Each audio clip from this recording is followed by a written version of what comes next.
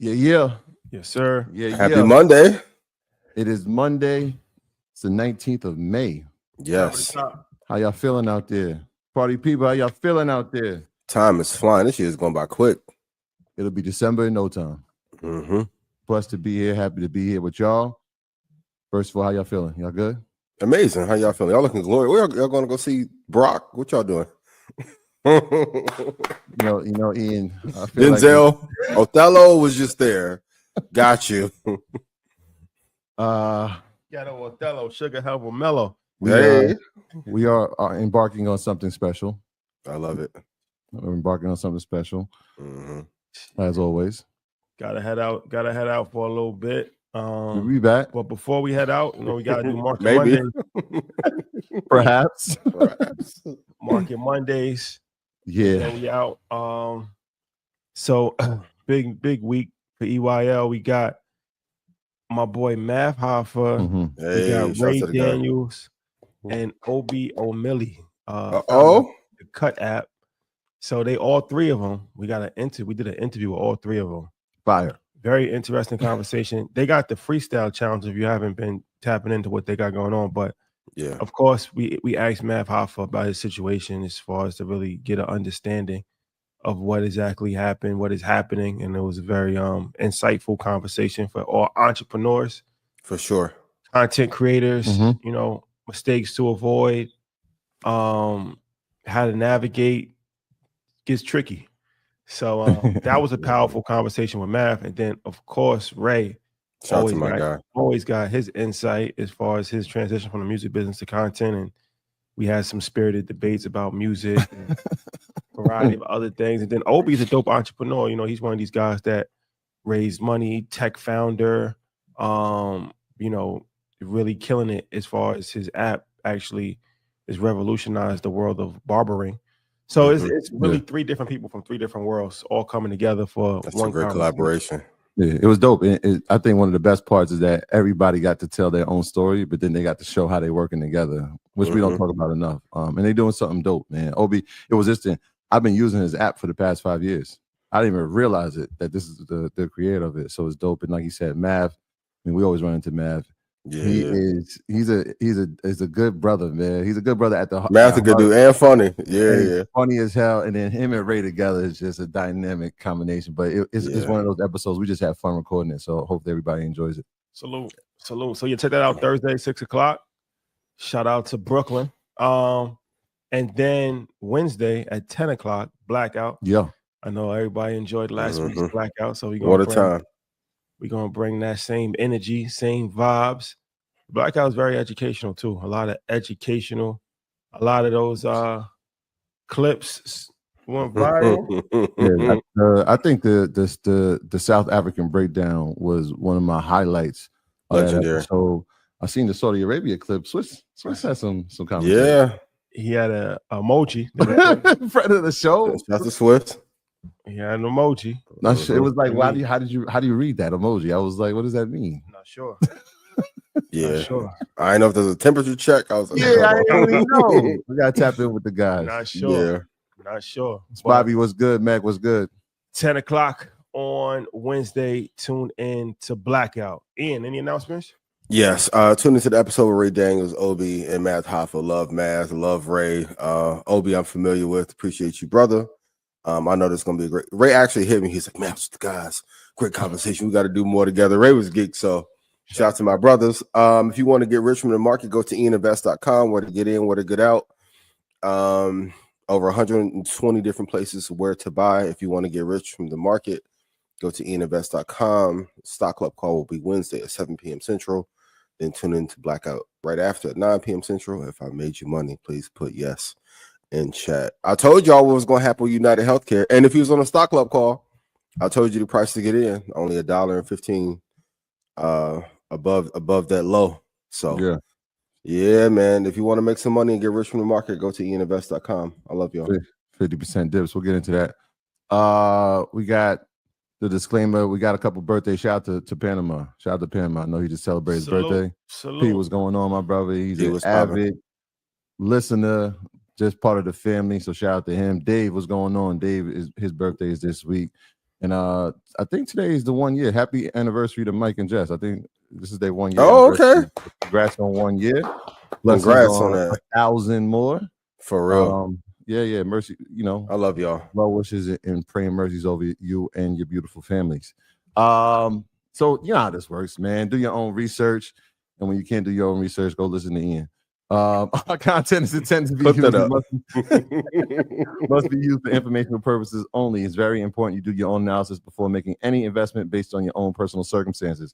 You should take independent financial advice from a professional in connection with, or independently research and verify any information that you find on our show and wish to rely upon, whether for the purpose of making an investment decision or otherwise. You know how this works, man. Do the research, share the research. When you realize that the research has paved a way for you to build wealth, give credit to that person, all those people. Love is love. Let's build community. Let's build our accounts. Let's keep going. Yeah. Oh, and send my merch to Rashad's Dropbox. Dropbox. Digital upload. NFT. Shout out to the merch. M-line to the thin line. Shout out to my man Kane. Shout out to New Orleans. 504. My New Orleans. They may have the hottest new line, period. Yeah, New Orleans crew. That's that M-line. Yeah. Shout out to I haven't seen a bad thing yet. Yeah. All right. So let's get into this. It's a lot to talk about, first and foremost. For sure. President Joe Biden. Yeah. They announced that he has advanced level prostate cancer. Mm-hmm. So, thoughts and prayers to the Biden family. Absolutely. And we'll definitely monitor the situation. Yeah. I mean, this is one of those things that all people, all men, definitely should be, checking in on their prostate. I think they said 45. It used to be 40, but I know that there's this superstition around, getting the check, which is why when we were talking to Robert Smith and his initiative to make the testing easier, but it's something that could be life changing. At this point, they said it's pretty progressive. Could be stage 4, which is unfortunate. This is a terminally ill disease, and so I'm encouraging everybody to get their checkups, their regular checkups, and definitely for my Black men, for sure, definitely get your prostate checkups. It's vitally important. I am scheduled, so I will let y'all know how that goes. But yeah, it's important. And for all of you who are worried, there's alternative ways to test if you're under 40. So if you're at 37, 38, but prayers to the Biden family. I had a family member who dealt with that, so just send prayers out, regardless of your political leanings. And take care of your health, most importantly. Yeah, that's a fact. Yeah. Okay, so let's get into the crypto conversation. Last week, Coinbase was named into the S&P 500, and that skyrocketed their stock, and is also been encouraging news for the crypto community as a whole. So going forward, but they also had an issue as far as for sure security breach. So let's talk about the security issue, and let's also talk about Coinbase future as far as its stock price and stability as a company. I think the security issue is just a penalty of leadership. I think Brian handled it pretty well. I think he was very direct in addressing it. He didn't skirt around the leak of the news or the break of the news. So I do like that. As far as them being included, a lot of people were asking, does this give crypto a lot more credibility? And I'm going to be honest with Bitcoin. If it's the highest returning asset of all time, how much more credibility does it need? It's outperforming Bitcoin or Bitcoin. Crypto or cryptocurrencies outside of Bitcoin. Because I think at this point people have already solidified Bitcoin. Yes. But when they say gave credibility to crypto, I think they're talking about every other cryptocurrency outside of Bitcoin. Most, I think, are not institutional assets to hold long term. Even on the retail side. I know I don't want to cause a war between other crypto factions, but there's only one to invest in currently if you want an incredible return. I think the cryptocurrency market at large needs some reform and just needs better projects for sure. But as far as Coinbase's inclusion, I think it goes to the testament of people want higher returns and they want something that isn't necessarily tied to the dollar in the current regime. Do I like Mooncoin or Solana the most? I mean, I think we've had that conversation enough. XRP is still fighting a good fight, and hopefully they'll make a turnaround. But if you want some exposure that is not tied directly to Michael Saylor, Coin is a good alternative, even though I think MicroStrategy is better. But I think we can be very honest. The overall crypto market, there is nothing to invest in but Bitcoin. Yeah, I think that's what makes it interesting, is that when Bitcoin and Coinbase are synonymous with each other at this point, because Coinbase is the largest custodian of Bitcoin in the world. They own 12% of all the Bitcoin. Yeah. Right. At this point. Right now, I think they said that they manage over 400 billion in cryptocurrency, which is a great uptick from last year, where I think they closed at 325 billion. Yeah. But they also are the largest custodian of Ethereum as well. And so will it impact the entire space? No. Will it impact certain coins? Yes. For sure. Ethereum is one of them. They also are the largest custodian of Solana as well. And so those are three coins. If Coinbase is the custodian of, and you're trying to invest in a space without directly investing in it, yeah, Coin makes a lot of sense. And it's obviously the first digital asset to be on the S&P 500. So it's a major monumental moment. Like you said, Bitcoin's already been solidified. Once it crossed certain thresholds, 50,000, 75,000, 100,000 now, it's been there. But Coin, it's a good investment if you're looking to be in the space without directly owning those coins. Well, yeah, for sure. But go pushback. Thank you. Well, no, not your pushback. What I was going to say, because for people that's listening, the next best thing to not owning Bitcoin is owning the Bitcoin ETF, IBIT. So it's related. Coinbase is related, but it's not direct, because some people, it's still an educational process that for sure keep in mind. So I want people just to fully understand, because we can't take it for granted.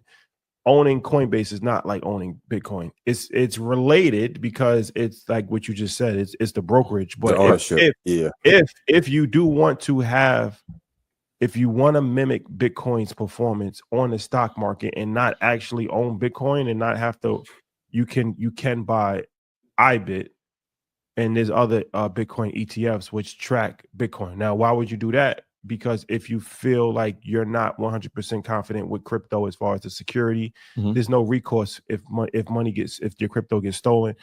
IBIT is on the stock exchange, so it's regulated. You get it through the brokerage. There's some level of security. So that's important for people to understand, because a lot of people still don't understand crypto. They understand Bitcoin. They want to buy it, but they don't understand it. They don't understand the nuances of how to keep the coin safe and the difference between a cold wallet and a hot wallet. And it's kind of like mumbo jumbo. So, and then for the people that's like, all right, well, if you don't invest in Bitcoin, then IBIT is not Bitcoin. Yes, true. But the thing about Bitcoin is that it's liquid. You can always buy Bitcoin. So if you can buy IBIT and at any point in time cash that in and buy Bitcoin. But at least you're actually still participating in the upward mobility of Bitcoin if you feel that Bitcoin is a good investment, without having to go through all of the hurdles and obstacles that could potentially happen because of owning the outright cryptocurrency. I got to ask $1 million question. Why IBIT over MicroStrategy? So IBIT tracks Bitcoin dollar for dollar, as far as like whatever it does, IBIT does that. MicroStrategy is, once again, that's like a Coinbase type thing, but it's more centered around Bitcoin, where that is a Bitcoin linked investment, but it's not direct. So Bitcoin can go up and MicroStrategy can go down, hypothetically, right? Like but it's also designed it has higher volatility than Bitcoin. So the MicroStrategy is something that if Bitcoin returns 10%, MicroStrategy might do 20%. Yeah. Right. So it's like you get higher leverage. So that's why a lot of people have done options on MicroStrategy and then just purchased Bitcoin. Purchase Bitcoin for the long haul. That's a good strategy. Options on MicroStrategy. So you get that accelerated growth in a short period of time. But for Bitcoin to ride. So I would say if you really just want to just do Bitcoin and want an alternative, IBIT is the way to go. MicroStrategy is I'm trying to just fast track this thing and get as much money as I possibly can while Bitcoin's going up.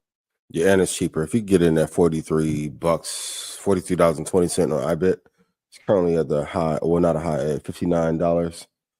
Almost at the high of 61. It's way cheaper than MicroStrategy as well, for those of you who are looking for a more cost-effective alternative.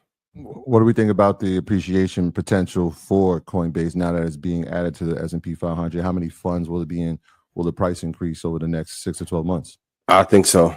On the institutional side, and just from a validity standpoint, it does take some of that concern or worry away from, is this too volatile, to, well, if it's in the S&P 500, it has to be legit. And you have to give Brian credit. He's fought through a lot of wars business-wise to be able to survive this. So I think their inclusion is needed, and it's very good. And credit to S&P for including them, because there's a lot of legacy companies that they probably could have kept in. But I'm glad that they were included. And I think they should get to 378. They were included. Discover Financial was removed, but they were acquired, I believe. Discover Financial was acquired. But it's interesting, like you said, like they IPO'd in 2012. Here we are in 2025. Yeah. When they IPO'd, it was kind of around this idea, like, will this space even exist? Yep.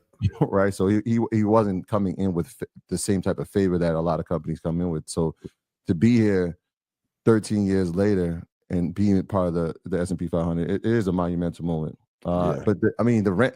So the security part is part of it. It used to feel like the safest way to do it, if I didn't know anything, was to be Coinbase. We know that's not to be true from some stories that we've obviously heard and experienced. Yeah. But I mean, he put out a ransom the other day. He was like, look, they try to extort me for $20 million. I'm getting $20 million to the people who can find them.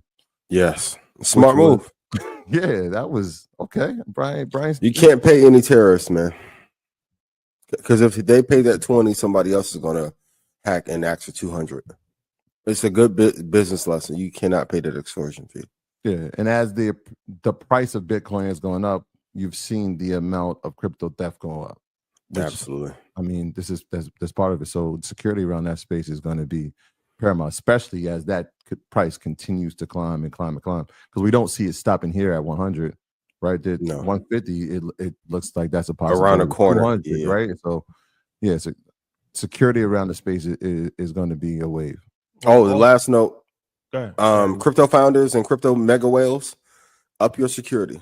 I know a lot of people may have seen a video where the husband and wife was almost kidnapped. If you go look at the amount of crypto whales that have had unfortunate circumstances the last 3 or 4 years, please be mindful. I will say that. And it's $2.2 billion was stolen in crypto in 2024, and so far this year, first 4 months, 1.7 billion has already been stolen, and that doesn't even account for the full crypto hacking and everything that's been going on. So when you look at it from a standpoint of crypto, is the security aspect has not been solved. It's not an issue that has been solved. It's an issue that's actually it's only getting bigger. And we posted this on Instagram, but there's a Michael Turpin. So it's interesting. This made news. 2018, hacker stole 24 million worth of crypto from his phone, and how they did it was through a SIM swap scam. So they convinced AT&T to transfer his phone number, or they had somebody on the inside do it, and they stole $24 million from his phone, and he actually sued them for $224 million. So the reason why this SIM swap thing is interesting is that it actually happened to me. I can't prove this, but I'm pretty sure that's what happened, because when my Coinbase got hacked, I had to take my phone in to get serviced, and then we went to LA, and then I actually had COVID. It was a whole long story, but my phone stopped working for like 2 days, and then when it came back on, that's when my Coinbase was hacked. So I think that somebody inside the store saw your Google and Instagram and said, "Oh, SIM card swap." So this is a real thing. So Coinbase security issue has not been solved. No. Maybe and with the and inclusion, the they'll max. hire more experts. What is the max that's insured? Do we know? Is it 200? Is it FDIC? No, it's no insurance. No insurance. That's what I'm saying. Yeah. Crypto. That's why the bank does. The bank that's does. Right. That's why I said if you want a safer route is IBIT, because there's no insurance on crypto. Right. So there's nothing you can do about it. Even if it's on Coinbase, there's no insurance for that. So we're saying short Coinbase? Is that what we saying? That's Brian, I'm sorry. But you do need to fix that issue. For sure. So triple factor authentication or something. Yeah. Triple. The next layer. Because the vast majority of people is not going to do a cold wallet. Right? The cold wallet is it looks like a USB disk drive thing. And that's when you actually have, your code and you actually own your own crypto, meaning you're the sole custodian of it. But for most people, especially if you got a lot of money, we're conditioned and trained to have institutions hold our money. Like, you know what I mean? Like most people are not going to have $5 million and just put it in a safe. Mm-hmm. They would rather put $5 million in the bank. Feel comfortable with that, right? They feel comfortable putting $5 million in Charles Schwab. They don't feel comfortable actually having $5 million in their possession. So I don't know. I think crypto experts are going to have that, but the average everyday person, I don't think is going to be comfortable with that. It'd be interesting to see what the encryption is, right? If you're holding 12% of the world's Bitcoin and you're managing over $400 billion of assets, how is that protected? While being a target. Yep. I would love for somebody to break that down for us. That's interesting. Does CrowdStrike have a crypto division where they solely focus on crypto or no? I'm not sure. I'll give you that information momentarily. Yeah, because whoever finds a way to provide extra layer of security, that's where the real money is going to be. Right. That's why I said that's the way. Right. And we're speaking about crypto, but even in artificial intelligence as well. For sure. You can see how this technology, especially when we talk about cyber companies, CrowdStrike, Palo Alto, Zscaler, all these companies, how important they will be, not now, but I mean, definitely now, but even more so in the future, as that becomes more of the commonplace. Yeah. Like these companies are going to be needed. Yeah. All right. Well, we'll monitor the situation. But on another note, okay. So Moody's on Friday, after the close of the bell, downgraded America's credit rating from AA1 to AAA.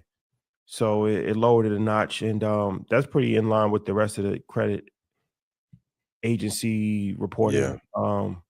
So for people to understand, the government has credit rating just like you would have a credit score, right? Like, so you have different credit score agencies, like you have TransUnion, you have Equifax, you have, these are people that actually give you 700, 650, 800, and then based off of your credit, that's going to determine if somebody feels confident lending you money or not, right? Yeah.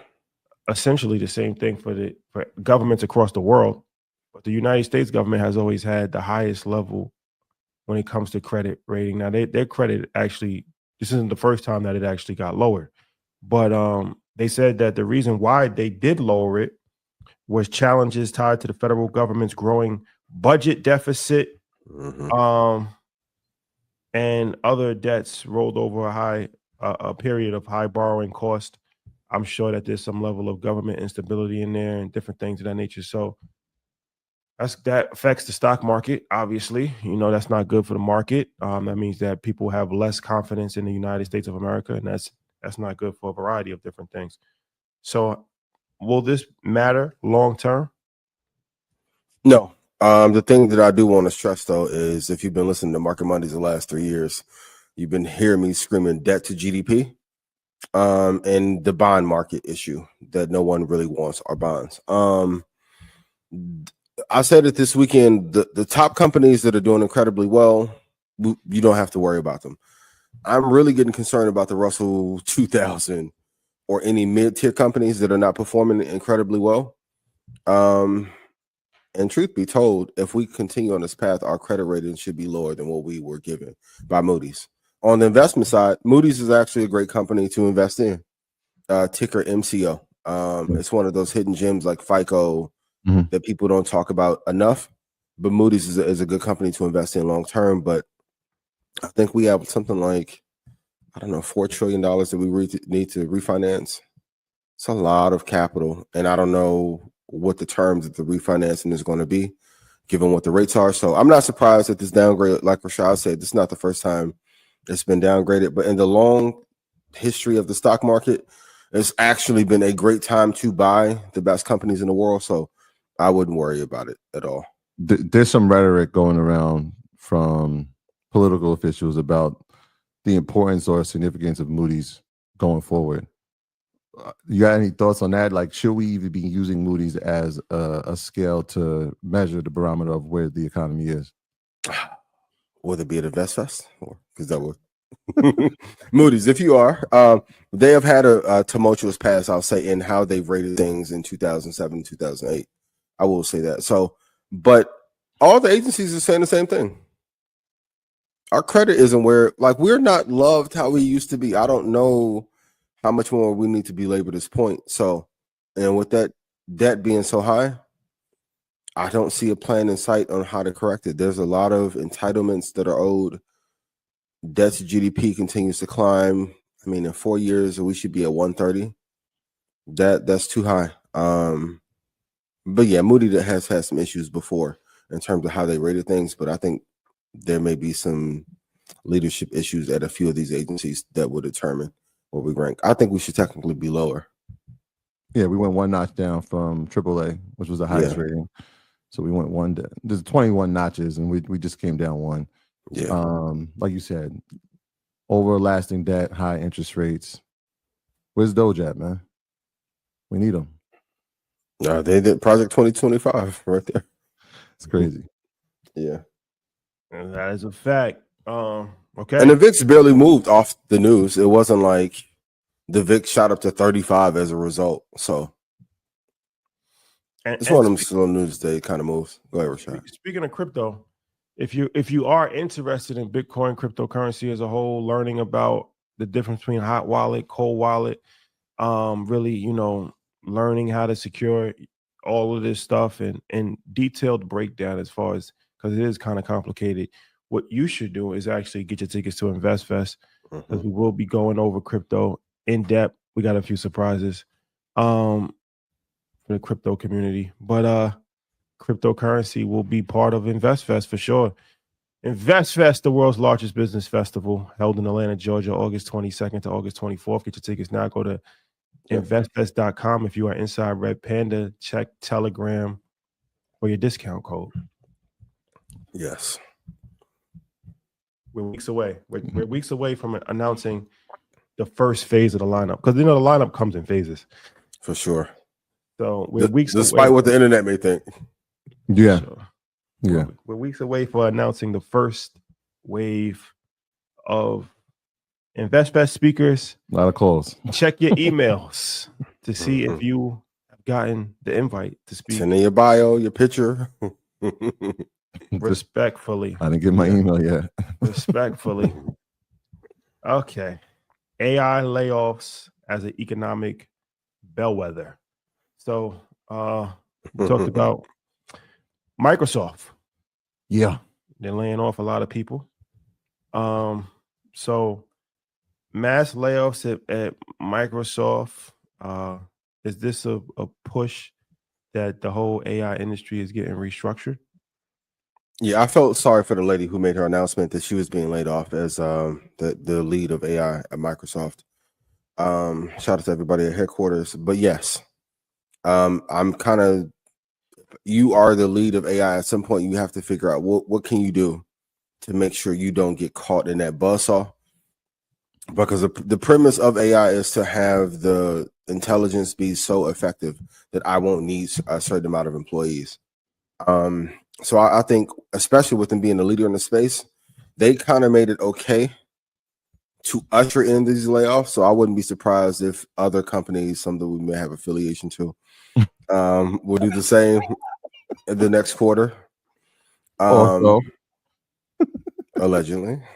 So if you're in one of these organizations, I would definitely figure out ways with the AI to be almost like a maestro of AI to make sure that you don't get laid off or that you can land somewhere else. But I do think in order to keep profit margins lean, a lot of companies for sure over the next two or 3 quarters are going to begin laying off people as well. I'm with you. I think this is one of those situations when you look at layoffs, it goes into a couple of categories. One being performance-based, other one being efficiency-based. And when we saw the layoffs happen in 2023, it was like, okay, what's happening here? A lot of it was performance-based because of the lack of efficiency. For sure. And I don't want to take anybody, like every person that lost. It's unfortunate, right? They lost, I think Microsoft cut 6,000 jobs. Amazon announced that they were cutting back jobs. CrowdStrike said they're laying off 5% of their workforce. Google said they're releasing one of their AI teams. So it's happening. And what you're seeing over and over is that companies are trying to incorporate AI. Like that's the focus. But we know AI does 2 things, right? It makes scalability a higher opportunity. And it talks about efficiency. And so if efficiency and scalability at the forefront, and we're creating the technology to make us do that, they're going to be casualties of that. And that's what we're seeing at this point. And I like that you said that there are a few other companies that we may be friends with. For sure. We can say it over and over again. AI is not going to replace jobs. It's going to replace the people who don't use it effectively, right? So even in the Microsoft quote, when you read the report, it was like, look, we're trying to get fewer and fewer managers for fewer and fewer departments, right? How far can we go with less? Well, it's gonna replace jobs. Yeah, that's the only pushback I was going to give. Not all jobs. A lot. It will replace the people who don't incorporate it and try to run from it. I mean, but the lady who was the lead of AI, you can argue she was hella effective. Sometimes you can't incorporate it. It doesn't. Well, some jobs are just unincorporatable. It's just the AI is just the better solution. It's going to be more efficient. Yeah. So that's the thing. Now the goal is how do we figure out how do we incorporate? Right. Some of them are not going to be incorporable. How do we find a skill set that we have that can be incorporated in that space? Well, there's going to be better go right to Google or Cisco. There's going to be millions of casualties of AI. They're going to be, but opportunities are going to be presented as well. For sure. Yeah. But we can't act like this isn't going to be a global tsunami of it's an economic layoffs. Crisis. It's an economic crisis. There definitely going to be more layoffs. Economic crisis for low-skilled workers, yes, even high-skilled workers. I was going to say even middle managers, high-skilled workers.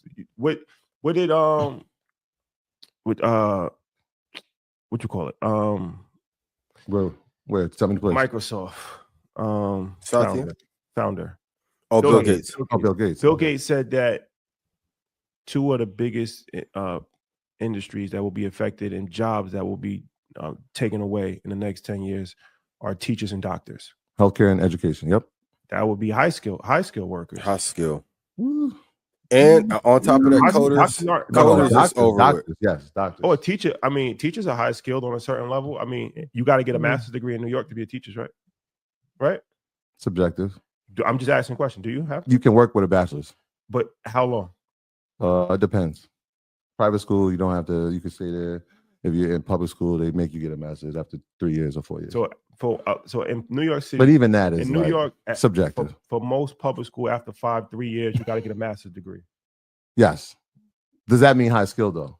I'm just saying. I'm splitting hairs. Yes. No. I'm saying from being in the profession. Yeah, of course. The vast majority of people in America don't have a master's degree though. Yep. Okay. So you would think that you go to school for that long of a period, you've created a certain level of mastery in your field. Maybe. The issue is at scale, and we just got to say it. The country's collapsing, so we can't afford to hire people, have pensions or 401ks how we used to. You don't have to pay AI a 401k. There's no entitlements, no social security, no retirement plan that has to be attached to it. I would rather front load investment into AI for then in 10 years, if the debt continues to go up and the economy is not doing as well, I can still sustain my business without having to have human capital in here. I can use artificial intelligence as a replacement. Yeah, this is like it's a pairing trade. Here's how it's trending. In 2023, there were 264,000 tech employees laid off. Right, this is from layoffs.com. This is crazy. They have an actual site that tracks this. In 2024, the number dropped to 153,000 layoffs. Like, again, I'm being sensitive. These are actual people, right? This year, 61,000, just over 61,000 tech layoffs. So the trend is going down, probably because of AI being incorporated, right? And maybe that trend goes down, or that, like from what you're saying, that this trend goes up. We'll see. I mean, but over the past 3 years, the trend has gone down for layoffs in technology. Even Zuckerberg said 40% of coding at Facebook at Meta is going to be done by AI. That means 40% of the coders are going to be not there anymore. And those are high skilled workers. Those are high skilled workers. For sure. So a lot of vibe coding. How can you exist? Hate why are you? The real question is, why are you needed? I think that will be the question that all these you got to learn huge tech and adjacent companies. Why are you needed? And even if you don't work in tech, you got to learn artificial intelligence. Once again, hate to beat that horse, but get your tickets to InvestFest. Artificial intelligence, major part of this year's curriculum that we're going to be teaching. Because if you don't know how to actually implement AI for your every day-to-day use, how are you going to compete in the world where artificial intelligence is doing everything? Having a job is one thing, but you need AI just to be able to function as a human being at this point.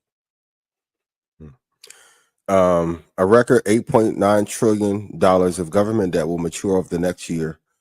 It needs to be refinanced. Currently at $36 trillion, the country is bankrupt. No one wants to say it. This is the reason why. Why did he have to go to Saudi to get investment from the Saudis into our technology? He did one of the best. You got to give him credit. He did one of the best capital raises in the history of entrepreneurship. $600 billion. But why did you have to go there to get it if our tech is so great? Why did you go there? Expansion.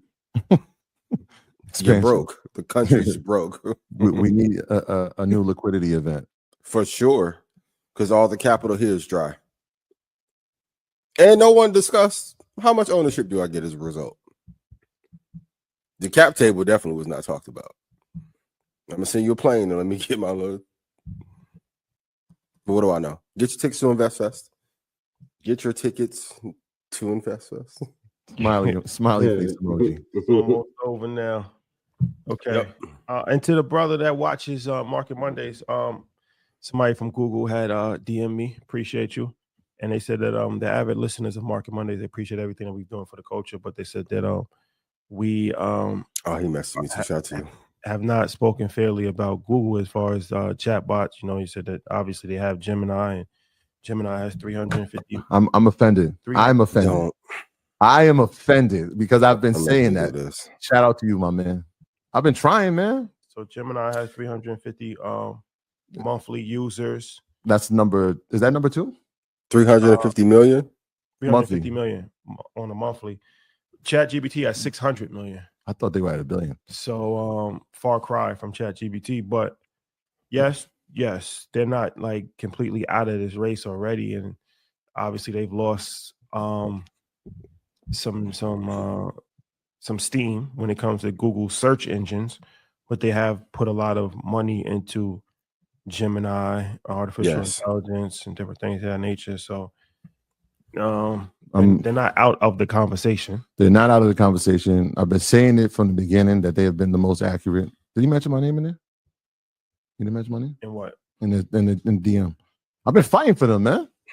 Yeah. Acting like that, man. Shout out to the brother. I will say this.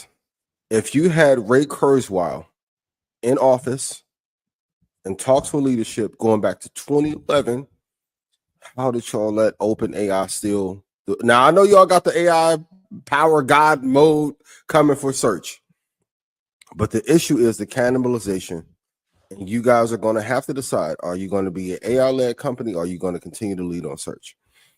I don't want to be misleading, but as an investor that has been investing independently since 2000, early 2009, and I've used Google for the majority of my life, I get the sentiment because you're there. My sentiment as an investor is none of these companies should have had this lead over you guys when the idea was in incubation in 2012. That's like if we have the idea for Market Mondays and we just sit on it and do nothing, and then somebody else does it. How can I be mad at them? You guys dropped the fucking ball. So now you're number 2. I'm sorry. Like, yeah. I have to be fair. And I get the relation. I'll say this. In terms of agentic AI, from the deep mind perspective, yes, they've been the most advanced. Actually having robotics that you can see and you can understand the functionality of why it makes sense. The problem is, what is the product? And that, like, when I had a conversation with some of the team at Google, it was the product. What is the product? Yeah.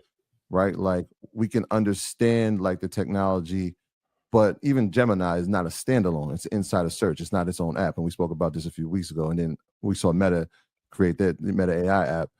What is the standalone product? Yeah. Right. And I said it last week. For the first time in 20 years, data, not my opinion, Google search went down. Ever. First time in 20 years. Why? Oh, ever. Not even ever. Ever. So I appreciate the sentiment. Yeah. You should even come on, and you definitely should come to InvestFest. 1,000%. Brought to you by. That's a fact. But my thing as an entrepreneur and investor, I know some of you be like, well, you're fear mongering. No. As an entrepreneur, I'm really big on holding on to a lead. I'm seeing it with Apple. They keep adjusting from 1 to 3 in market cap. And one moment, if let's say Sam and Elon get along and Sam and Satya get along again, they go public, could push Apple to number 4. Apple has the same issue as Google. Why did you lose that lead? Blame me. Only Ian, not Rashad or Troy or Mike. I mean, it is what it is. It is what it is. But yeah, shout out. But I gotta keep it a spade. Yeah, but shout out to you. I appreciate you, brother. Appreciate it. Thank you for watching the show. We appreciate that. Thank you. And thank you to everybody that always asks questions and chimes in and different things in nature. I got another question from the audience, but before we go to the other question from the audience, so congratulations to my nephew, Issa. He graduated from St. John's University. Yeah. For the masters. No, bachelor's. All right. That's so amazing. I was a few people recognize me. So shout out to those people that watch Market Mondays, Blackout, Earn Your Leisure. It's always good to have conversations when you're out. But this brings me to this little off the script topic.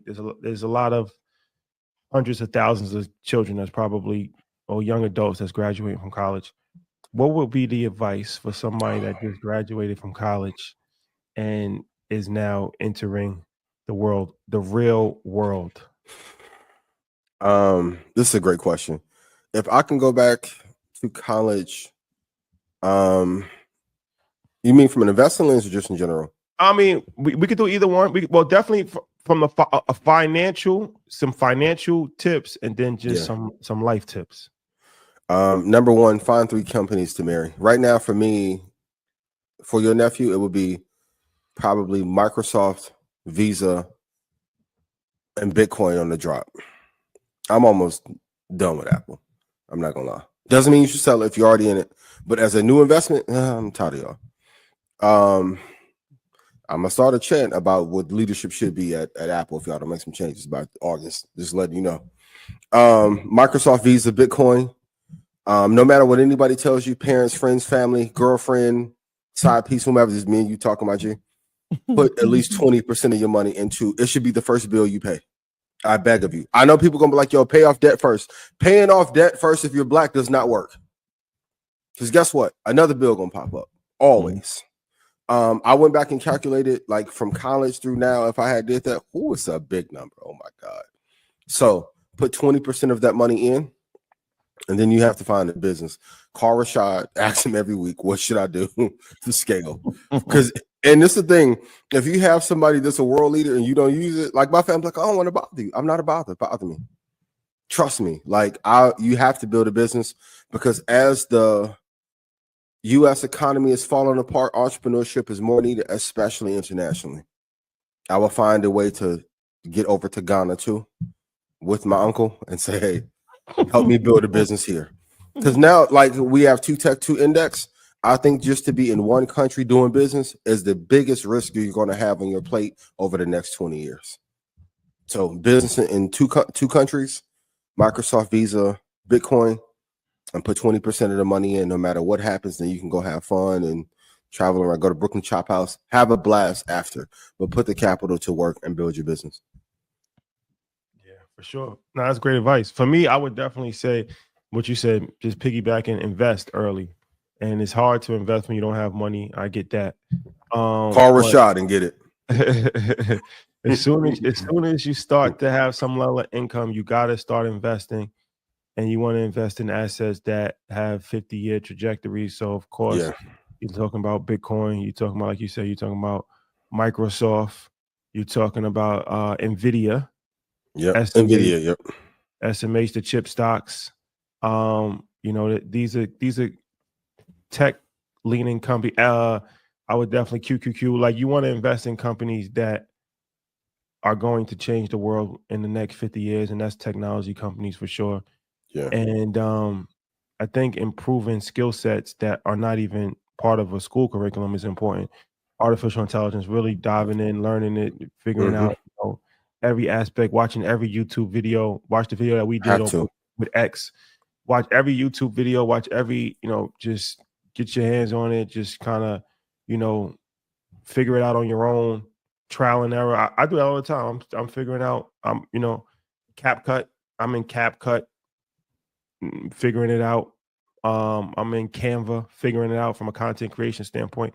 You have to, the best life lesson is to actually do something and do something every day. And I would definitely, the tricky part for a lot of college graduates now is that it's hard to get jobs.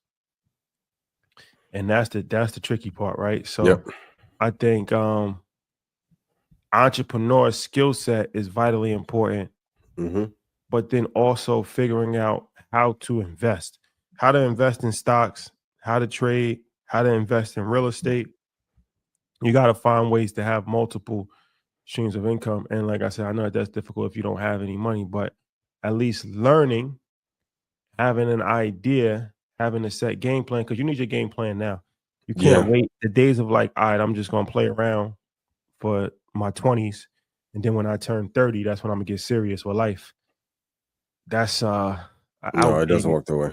That's an outdated mindset. So you got to figure out what you want to do early, so you can already be planning and putting it in place, even if you're not actually going to be able to fulfill that dream till you're 30, at least by the time you get to 30. Because like BIG said, being broke at 30 give chills. Ooh, he never lied. Especially at 40. Ooh, boy. That's where all the little hate come from. I'm so tired of y'all. I'm gonna be your first story, yo. You should have listened. That's a fact. And the last thing I'll say about this too is for parents and for people that's not even in college yet, you gotta make sure you're figuring out the right degrees to get. You gotta make sure that your student loan is low as possible. Go to state schools, go to schools that's like, these are all things that you got to take into consideration beforehand. Yeah, because it's getting serious out here. So it was hard to get a job 10 years ago.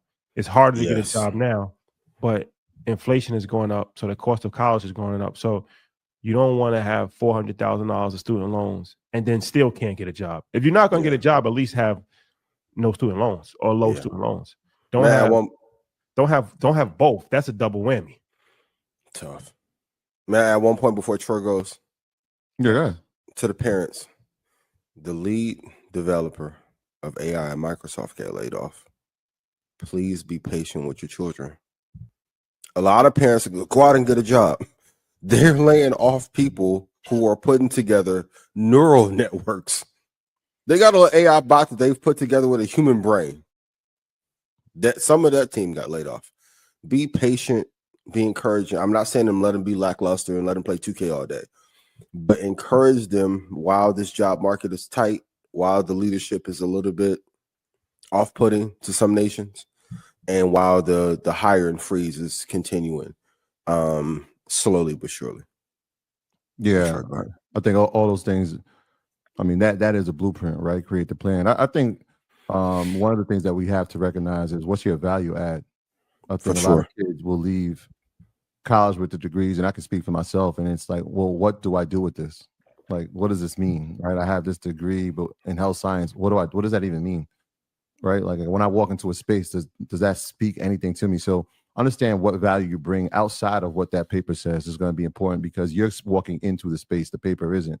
The other thing, like you were saying, is that plan, and you have to create it, whether from an investment standpoint, from a paying off debt standpoint, because real world starts, right? You graduate, and 6 months after, they're like, where's that money at?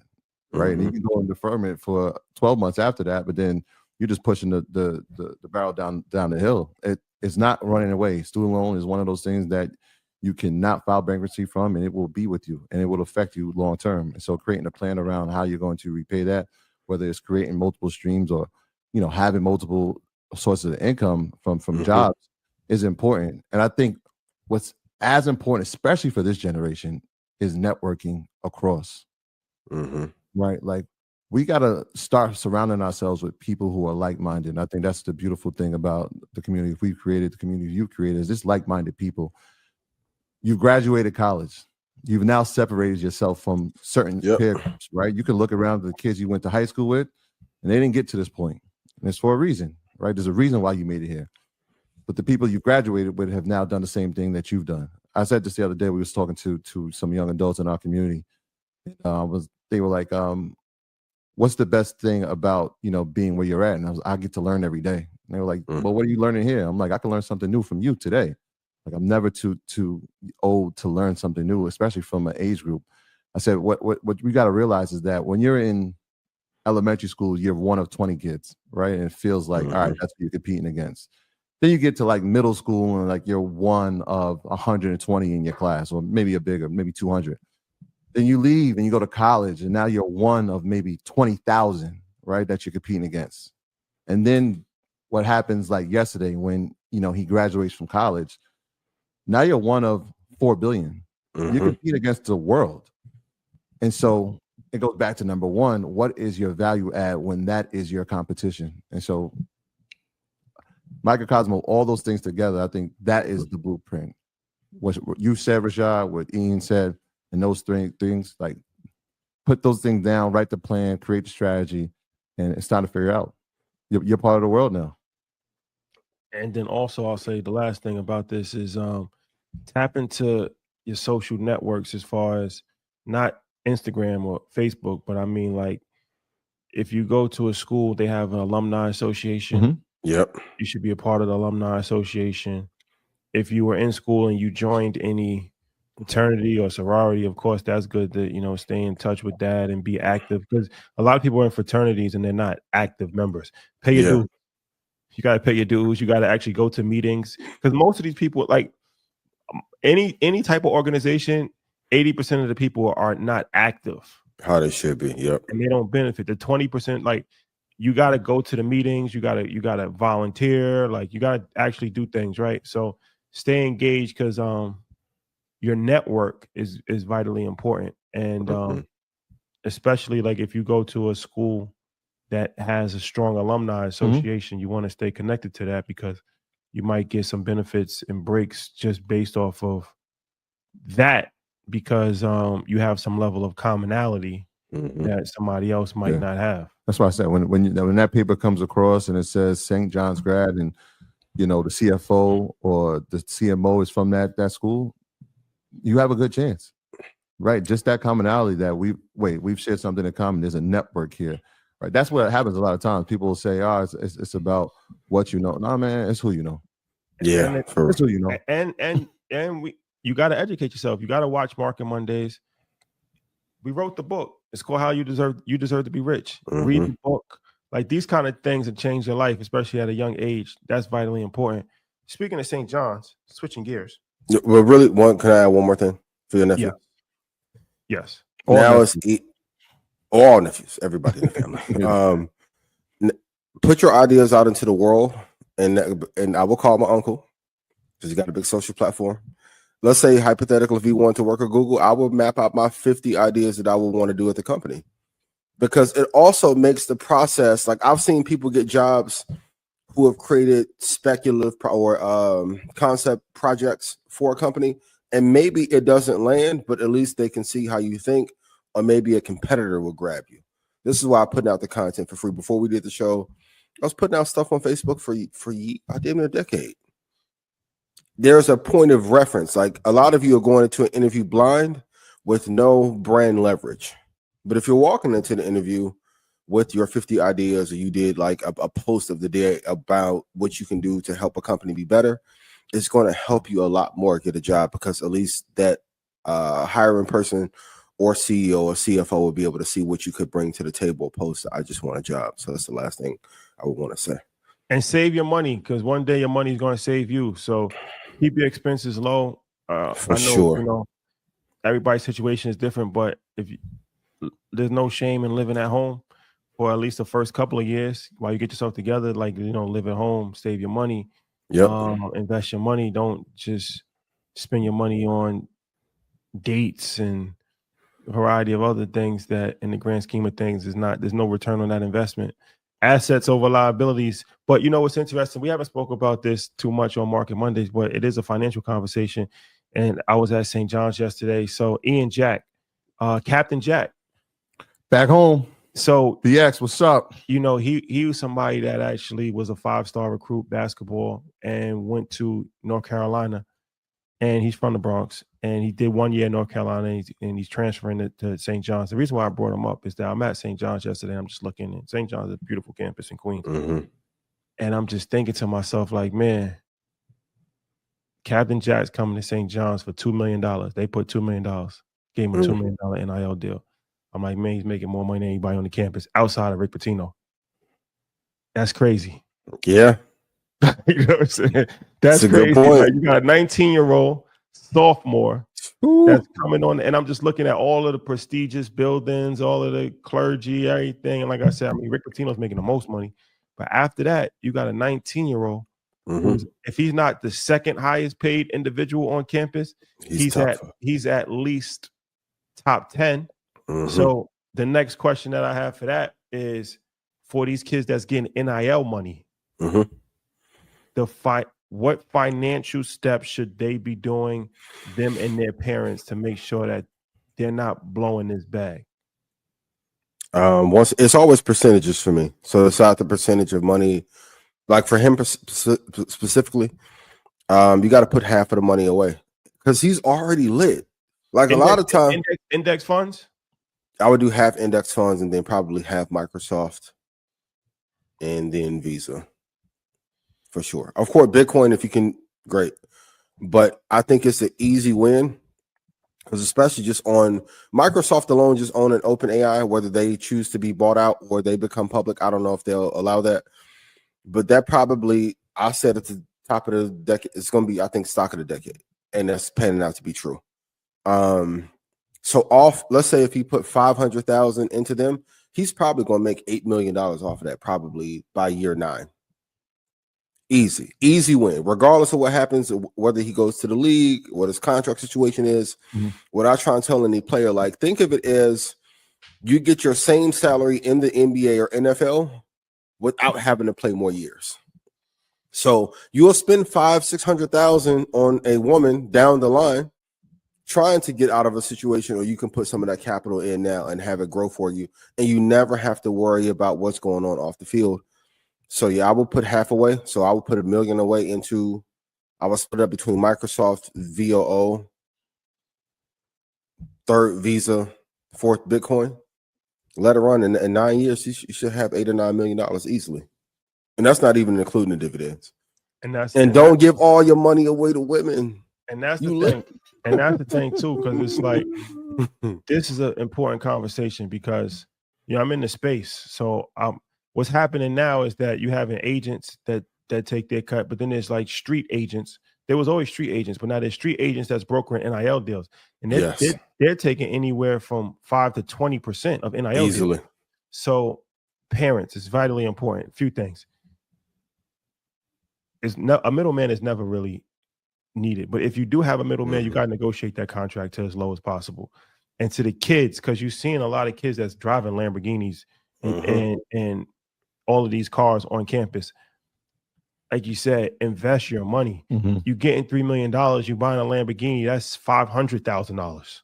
And you're saying worth that. And you still got to pay taxes on the money. Then, so I get it. You're 18, but like you said, if you put that money into an investment in a relatively short period of time, by the time you're 28, not even 30, by the time you're 28, you're going to have multiple millions of dollars where even if you don't make it into the league, you're still going to be a multi-millionaire and you should be set for the rest of your life if done correctly. Like this NIL money is to the point now, like if done correctly, you don't even got to go to the league. You can be set for the rest of your life just based off of decisions that you make from NIL money when you're 18, 19 years old. Yeah. And it helps.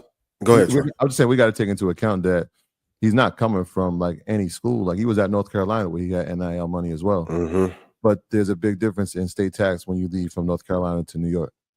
Especially when you're playing in New York City. And so having somebody on your team like a CPA that can explain that to you, because it's a lot of money. And this is a hometown kid. This is like, you know what I mean? Like, I think the best advice on top of everything that you said is that you got to realize everybody can't come with you on this journey. And on top of that, there's a lot of conversations. Shout out to Red Panda Sports and players and the owners one game at a time. Yada yada. The politics of the business that you're in the NBA, NFL, that's why the investment part is so important. There's no reason, because it's not talked about. There is a system for you to get those big contracts and for people to steal that money away from you. Tim Duncan comes to mind. I'm glad KG recovered. Sebastian Telfair comes to mind. Like there's a lot of people I've met that have made 30 and 40 and they have 2 million left. And everyone wants to blame it on the entourage. No one ever talks about the financial syndicate that is the entourage that takes all the money away. It's a fact. That's a fact, like, man. Everyone like, yo, if y'all quit hanging with 20 people, what about the 20 financial people that's on the team that is feeing you to death 2 to 3% of the time? 2 to 3% with 20 people adds up. That is a fact. That's a fact. That's a fact. And the thing about, I'm going to give you guys some game outside of the usual conversation that we speak about on Market Mondays. DIA. A DIA is a deferred income annuity. So if you're getting money, if you're getting a lump sum of money, especially when you're young, put a portion of that into a DIA, because what that does is that grows over the course of time, then you take income from it. So like Allen Iverson, right? Everybody always talks about like his legendary deal that he did with Reebok and how he's going to be getting like, I think maybe he started this year. When he turns 50. Yeah, I think 50. Yeah. He'll probably be 50 soon. But whenever he turns 50, he gets like $1 million a year for the rest of his life. Yeah. That's because when he structured the first deal, he had a good advisor, somebody on the team that actually said, okay, we're going to put a portion of this away into the deal. So you can't spend it. Obviously, people, he had spending habits. So it's forced savings that grew over the course of time. And now let's say you put $1 million in and you wait till you're 40 years old, that $1 million is going to be $10 million right now. You can draw income off of that 10 million for the rest of your life. Bobby Bonilla, a lot of these sports contracts, that lump sum was put into an annuity that grew over the course of time, tax deferred, by the way. And then now that provides a lifetime income. And depending on what type of annuity it is, you can actually have some guarantees on it. So it's like an insurance-based product. So it's not as risky as just having it in the stock market. So that's something that, like I said, if you hit the lottery, if you have a lawsuit, if you again, NIL money, sports, any lump sum, any type of thing where you get a lump sum at a relatively young age, I would definitely at the very least look into it, educate yourself on a DIA, DIA, deferred income annuity that you can put money into and you can draw income down the line. Yeah, so Iverson is going to receive from his Reebok deal $800,000 a year annually, and he will have access to $32 million at 55. So he's 49 now. So when he's 55, he'll have access to that $32 million. And then some people be like, "Well, I want my money right now." It's a portion. Like you gotta have portions. You got to layer it out. Look, nobody's gonna be mad at saying, okay, I got 30 million waiting for me in 15 years. Yeah, look, I mean, a good case study would, if you watch sports and study sports, look at what the Los Angeles Dodgers have done. Yep, deferring contracts. Shohei Ohtani deferred 600 million, 650 million deferred.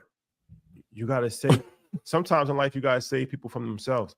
Like I said, for sure. Disrespect to Allen Iverson, he's one of the greatest that ever did it. But of course, he has financial problems, right? Like you go through a divorce, and then you have issues that come, and it's just like you get money at a young age. And sometimes, as an advisor or as a parent, you have to save people from themselves. That's important. Or the team that is put around them to take all the money away. Like, I would love to see from the time he was drafted in 96 to when they went to the finals, what did the value of the 76ers increase, and then how much he made in jersey sales? Because if I don't put a plan in place and I allow you to go, everyone doesn't operate as a fiduciary, but there's a lot of teams that profit from the destruction of an athlete. Of course. It's not talked about. Yeah, and they're going to leech off of them until it's the next athlete. Yep. And then rinse and repeat, year after year, decade after decade. And then some more game for you is that if you have a business manager, so there's a few different things here. There's the agent who works out contracts, stuff like that. Then there's a business manager who is actually more on the financial side, right? The business manager, it would be better to have them on salary as opposed to them getting percentages of the percentage. Deal. Hello. Hold on. Say it again. That's the gem of the day. It's going to save you millions. Facts. You gotta put them on salary. Yep. And that's something that even Steve Harvey spoke about on his conversation with us, because you got, especially in Hollywood, now going to Hollywood, you got an agent, you got a business manager, you got the talent manager, you got the financial advisor, you lawyer, got the CPA, you got and all these people are taking percentages. And it might seem small, 4%, 5%, it adds up. Especially you're dealing with millions of dollars, like you before you know it, 35% is out the door. That's before taxes. Now you got to take taxes. So now you giving away 60, 70% of your money. Now you understand why people can actually go broke. 30% of your money is going to tax. 35% of your money is going to taxes. Then you got 30% going to all of these other people that I just named. Then we're not even talking about all of the lifestyle as far as, your cars, your house. Then you got, child support, you got all of these things. And now before you know it, you're in the red. So and you may not have your IP. Exactly. Yeah. So it's better to structure it. If you can put people on salary, because then also when you put them on salary, it's tax deductible for you, because you're paying them. Make sure that they fill out their W-9 forms, right? Now you're paying them as a employee, independent contractor, however you set it up. But now that's tax deductible to you as a business entity. Set up your business entity, your LLC, your S Corp, your C Corp. You got to do it. You just can't go into this just thinking that you just talent. That's how you're gonna get taken advantage of. Everything. Yeah. And Money Master the Game, one of the things that had a great impact on me was the fee structure, that if you have other people invest for you, right?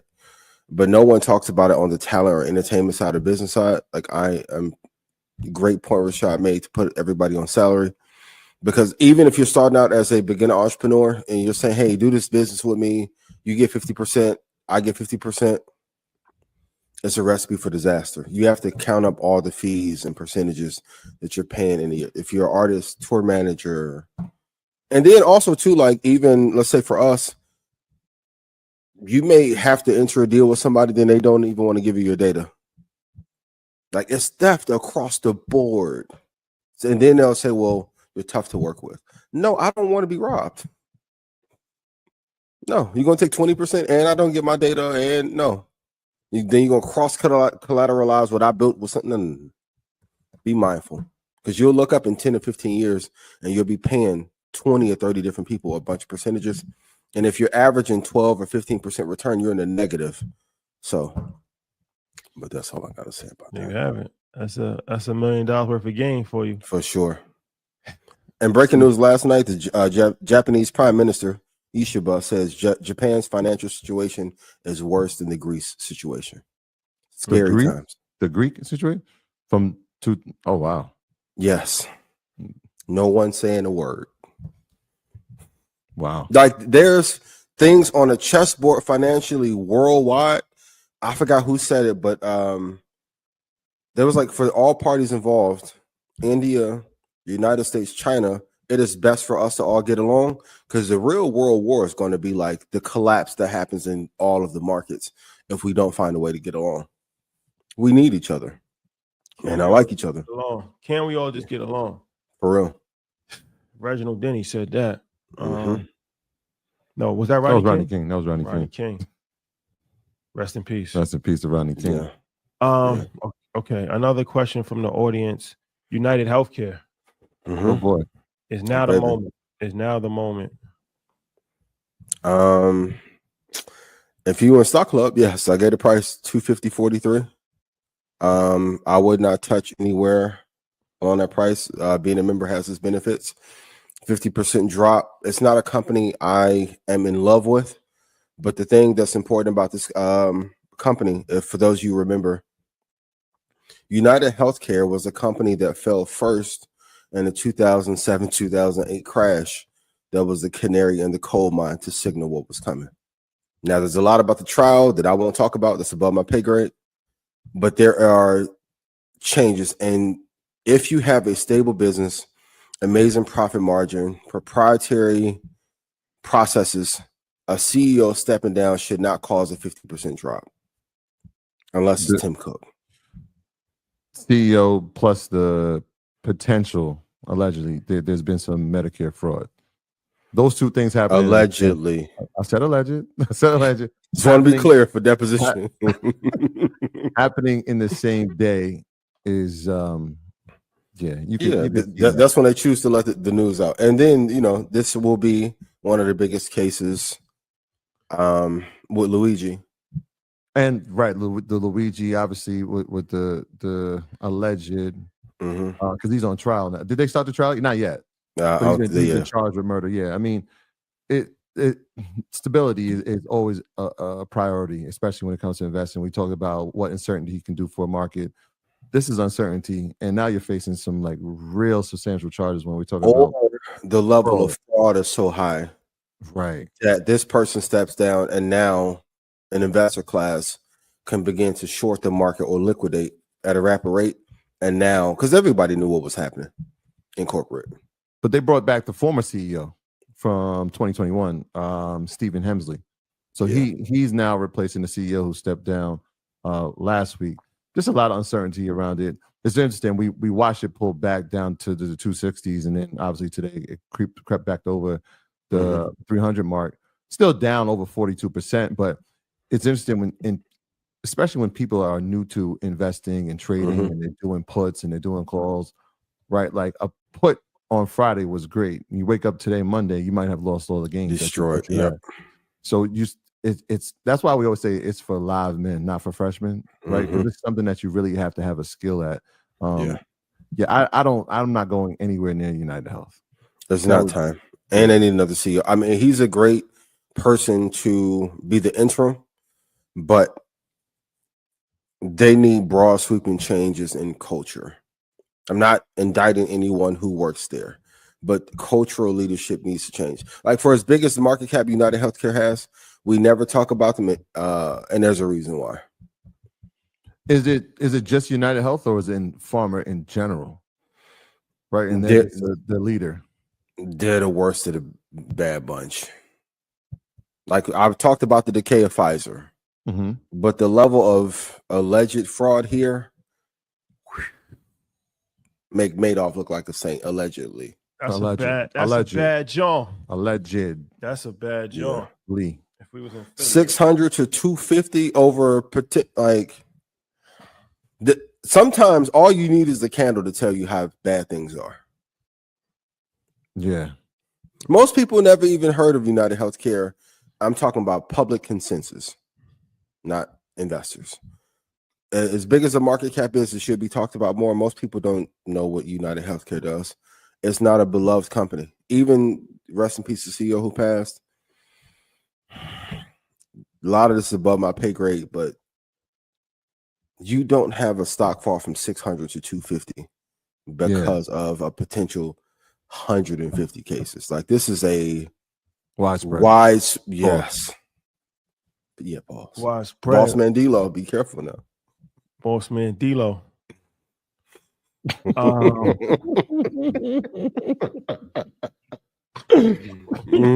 That's a bad John. Oh, my boy.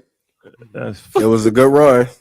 It was a good run. Bad John. Hey, got caught up. Hey, they set him up. Hey, they set him up. Hey, he ain't know. Everybody don't get set up. What? Hey, yo. So, you don't know. Sometimes you don't know who you're talking to. That one was apparent. Catfish. Got catfished. The Boosie box fade told you everything you need to know. the Grace Jones of it all. Boosie. Shout out to Boosie. The voice of reason.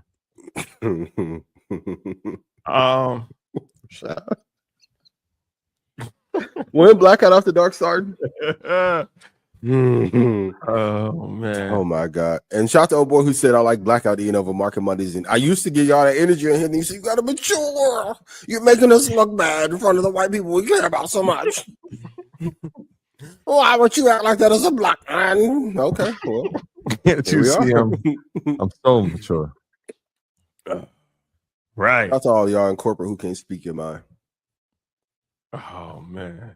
That's why. That's real. That's a real statement. That's because a lot of times we're outside and we see people from corporate and they just say thank you. Because y'all say the things that we can't say. It's a different fight. On this program. Yeah. On the other program. Yeah, we won't get that too much. They be like, yo, I appreciate y'all saying that. I really be thinking that. Mm-hmm. Oh, we're gonna talk about Dave Point on Blackout too. His ex-wife having access to his bank account. I just saw that. We're gonna talk Wait, what? Still? Yeah. He said there's certain people in life that you can just grow an ultimate trust for, and his ex-wife is one of them. She has that. Even if she gets remarried, she still has access to his account. That's a bad John. I've never heard of that. Did you save him from a burning fire? I don't know, bro. I've just never heard of that. We're gonna talk about it. They was together, on the come up and all that. Yeah, she's day one shooting in the gym type shit. We call that a severance package. We call that a severance package. Well, yeah, we're gonna talk about that on Blackout though. It may not be the main account. Nah, he said it's the one. But we call that the severance package. That's what we call. Thank you for your time. Thank you for your services. Even if she helped you build Barstool? No, it's severance. That's what I'm saying. You've been paid handsomely. You got paid handsomely for your time. I thank you and I appreciate you forever. And if you ever need me, I'm here for you. But lifetime access? No. So yeah, while y'all doing your NDAs, y'all need to do them financial waivers. No, right off top. Yeah, my own. I don't even know how that works. I don't have access. He gets remarried, right? If he gets remarried, let's say he does. Like, how does that work? You tell her, yo, this the one I really want, so she still got access to the accounts. Hey, babe, she can log in whenever. Never will I ever. Yeah, Rashad, I'm with you. Never have. Not even my kid, yo. I love you. I love that. Ooh, boy. Never have I ever. That's another thing.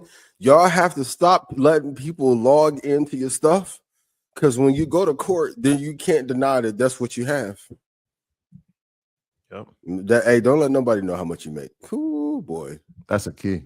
That is a key. Nothing. Net negative. I ain't got it. Thought you were the mass investor. Don't have no money. None. Then zero. Didn't have. It's all advice. For real. Loans. Yeah. The business fund in play. All leveraging the advice. Yep. What pun say? Trust no one. Got beef, bust yoga. You don't need no one. At your own. I'm gonna go for Dolo. Scarface without Manolo. Yo, so you think it's a lot of gyms in them bars, man? Gyms in the bars. That's a fact. You know who's done that best too? The playing broke move, Adam Sandler. Oh yeah, he's on the fact. Oh, he do. I'm going to Queens and play ball and some old Converse. Super caked up. Yeah, Netflix deal is crazy. Hey yo, he said super caked up. That's pause. Super caked up. Wowzer. Is it? Wow. I'll pause it if it is. In the urban vernacular, that's a term in open vernacular. Caked up, like caked up Sunday. Yeah, caked up. Yeah. I don't know. I ain't know. Oh, I ain't familiar with that. Caked up Sundays, spiritual word. But what's that? What is cake? I don't even know. It's like they'll show a girl like, oh, she's double caked up. Like what she wearing. Yeah, I'm from a different era. Caked up means you had a lot of bread. Got you. Okay. You're not from that. You're from that era. You're from the era, yeah. Like, what?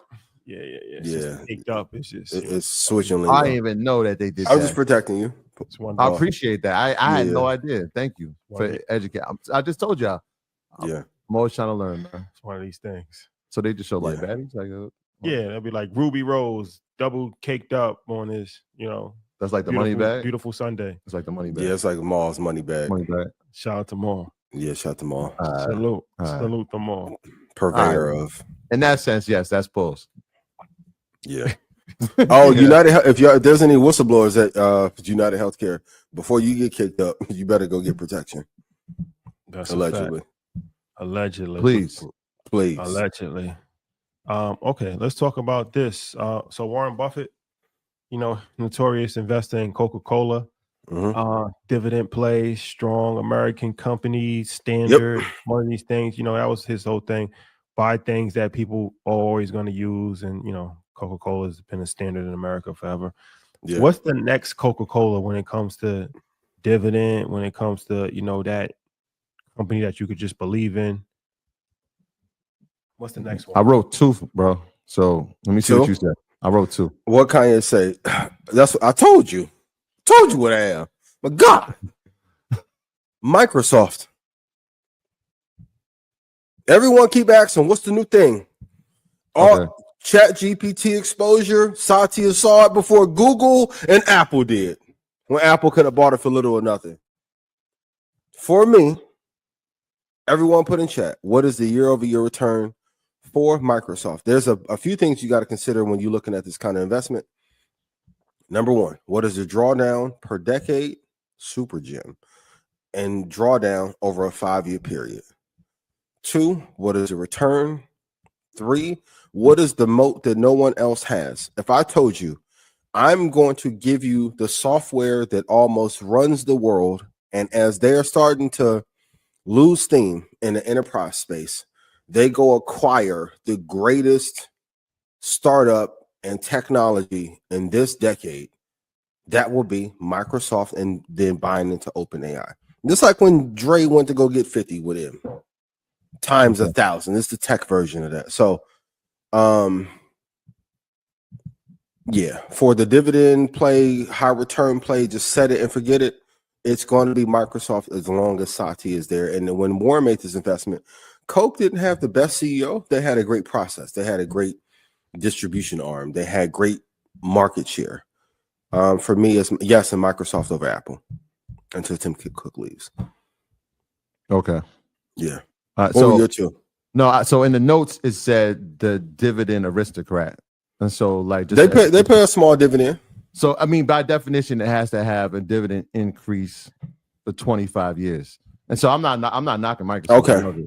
But just based on that definition, that dividend increase for 25 years straight, I had Lowe's as that company. Lowe's is fire. Yes. Lowe's is that company. Couple of reasons: good profit margin, good cash flow, and I know people will say, "Well, what's their moat?" Right? Because Home Depot is in the space. Home Depot competes, but it's a different tier because Lowe's has the price leadership, right? They can cut costs at a different way than Home Depot can. It's almost like when if I look at Walmart and I look at Target. Yeah. Right? Like Target is always going to have the cost point where people are going to bring in more customers because of that exact reason. Plus the scaling model is a little bit different. And more people are doing, the DIY is a real thing. And people are more and more so going to Lowe's as opposed to Home Depot. Home Depot is a good company. Just from the dividend standpoint, I put Lowe's. And then by definition, it doesn't fit the dividend aristocrat, Costco. Costco is a killer that nobody talks about. They only started doing dividends in 2004, so it hasn't hit 25 years. But same reasons. If you look at profit margin, cash flow, what's their moat, what's their cost leadership, and what's their cost advantage, they have it in that space. And so based on the definition for a dividend play, Yeah. I'm taking those two. And to give you a historical reference, at the time when dividends were a big thing, there was more separation and not as much globalization of companies. So I get it. We definitely have to factor that in. But the tech aristocrats are wiping down, to use YN language, the dividend aristocrats. Mm-hmm. So that's why I said, even though it may not fit the traditional model of a dividend, more it's a lower paying dividend, the tech era post quantitative easing is the reason why. Just like you had the oil sector, which was amazing, natural gas was fledgling, but there were some good investments there. There's too much hyper concentration to split a market like that anymore. How he would have did in 1980 when Dynasty was coming on at 7 p.m. on CBS. It's a different world, you know. It's a different landscape. Dynasty, crazy. Dallas. Yeah, Dallas for sure. So, all right, different time.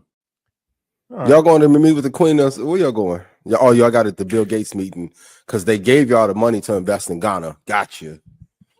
We got to meet them. Yeah. It always be us who put that on they. That's a fact. Yeah. Well, ladies and gentlemen, you know, there's a lot going on in the world right now, man. You know? Y'all see how happy Rashad is? Ooh, I don't know who they meet with, so don't you know where they going? I don't be asking unless they tell. You know what I mean? Follow the socials. Follow all socials. Oh man, but no, I think this was a very insightful conversation. Mm-hmm. Anything else that we need to cover? Yeah, I mean, a few earnings. I spoke about it. Costco's gonna be reporting, so make sure you tune into that. And then we got next week, man. Circle your calendars, the 28th. The 28th, the big bully, NVIDIA will be reporting their earnings, so make sure y'all tap into that. Yeah, and they release. They're not done. We'll talk about that after. They're not done. NIL. There's another big fish out there that they might try to land. Another homegrown kid. Speaking of big fish with NVIDIA, they released that chip where the companies that don't have their chips can merge with. So they just announced, Qualcomm just announced a partnership with NVIDIA for CPUs, not GPUs. Mm-hmm. So very interesting. Very interesting. About AMD leading that space and taking over from Intel. Here comes Qualcomm. NVIDIA is a Saudi Aramco of the United States. You got to go to NVIDIA to get clearance to do okay for this next decade.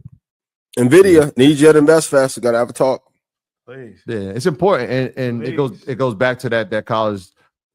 More and more, we have people that are at InvestFest that are just in attendance, and we've spoken to plenty of people in corporate, and they're like, we're looking for the next talent from our community, and like, what better place? So they're showing up. That's why I said, pay attention to who's around you, pay attention to who's sitting next to you, who's in that marketplace. Get there early. Yo, be kind. There are execs in there looking for talent to bring into their companies, and so you can't miss that opportunity. You have to show up at everything.